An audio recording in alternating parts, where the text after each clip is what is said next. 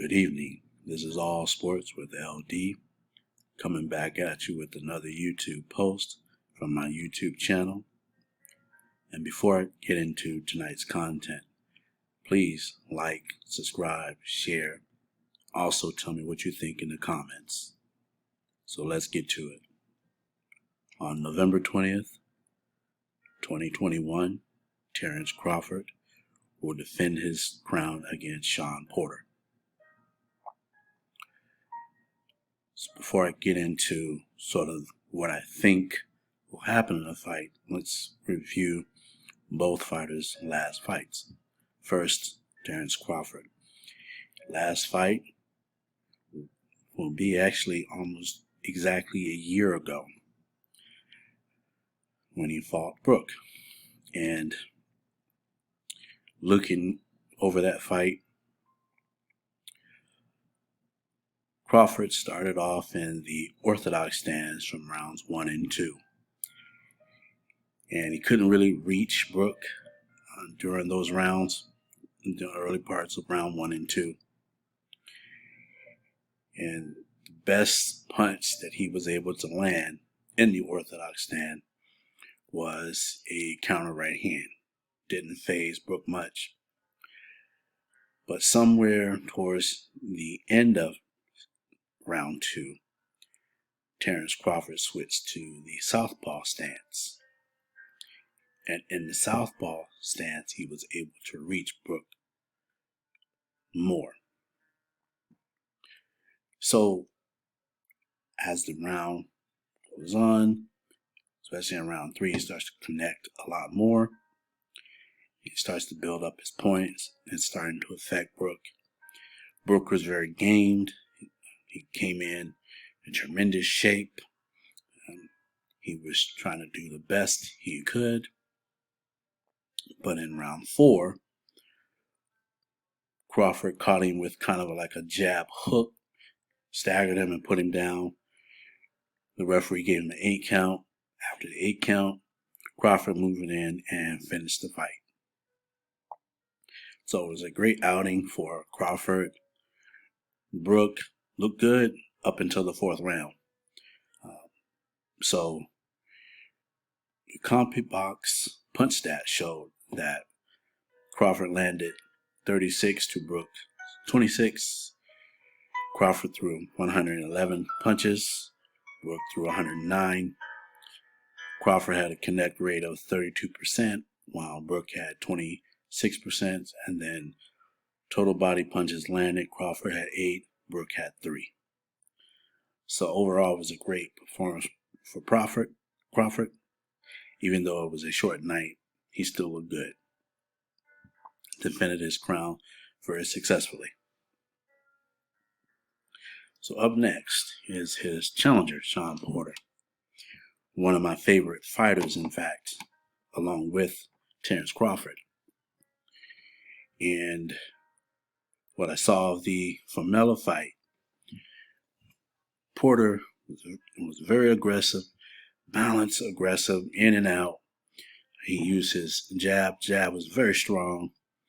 He used combinations. He threw uppercuts. He threw hooks. He's basically connecting with just about anything he was throwing at Formella. He used angles. Porter had great footwork. He just seemed he was in top shape. And, he was phenomenal in that fight. It was a good fight for him to get back in the ring after his loss to Spence. And, Formella I'll probably give him maybe a C-level fighter. Didn't really offer much resistance. Seemed to have some skill at that level, but he was no match for Porter. And what I found was that with the CompuBox stats, it showed that Porter outlanded Formella 304 punches to 148. Body punches, Porter landed 89. Formella landed 6. So all in all, it was a great fight for Shawn Porter. Like I said, he was using his jab, using his footwork, using angles, using combinations. it was just an overall great performance for Porter.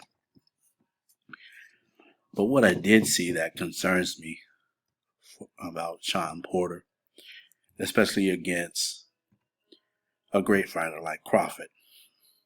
During the Formella fight, to land his punches, Porter left himself open for counters. During the fight, Formella did counter and land punches, but there wasn't a lot of sting on his punches. To me, it felt like Formella was hesitant to throw those counters or even throw his jab or just throw anything in his arsenal for a fear of what was coming back at him from Porter. So he seemed to me very gun shy. Like I said, C-level fighter, not much to look at in terms of boxing skill style. It's just kind of a basic fighter that didn't offer up much resistance to Porter. Porter dominated all 12 rounds based on what I saw. But like I said, what concerns me with Porter is the fact that he left himself open all fight long for counters. And if anyone knows Crawford and has watched his fights before, he's a great counterpuncher. And I think ultimately the Crawford versus Porter fight, I think it's going to be a very competitive fight. Again, Shawn Porter is a good boxer, one of my favorite fighters, very exciting fighter. He's limited in terms of skill when you compare him against the other fighters like Crawford, Spence. But, he's effective with what he does. But just looking at the last two fights and just looking at overall their body of work, what I think will happen is I think Crawford will be too much for Porter. The speed, the power, just the overall experience. I think it's going to be too much for Porter. I think he's going to get caught a lot on the counters because it's just Porter's style. He goes all in and he leaves himself open to deliver his shots. So in the end, like I said, I think that Crawford's going to be too much for Porter. I think Crawford is going to win this late stoppage, round 9. But up until that point, I think it's going to be competitive.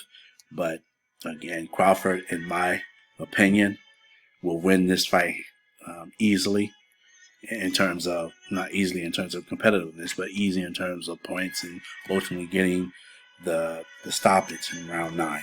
So that's my preview for the upcoming fight. I'm looking forward to it. Can't wait to see that fight. I'm a huge fan of Crawford and also Shawn Porter. So I look forward to it. Well, this is all I have for now. Until next time, have a good evening.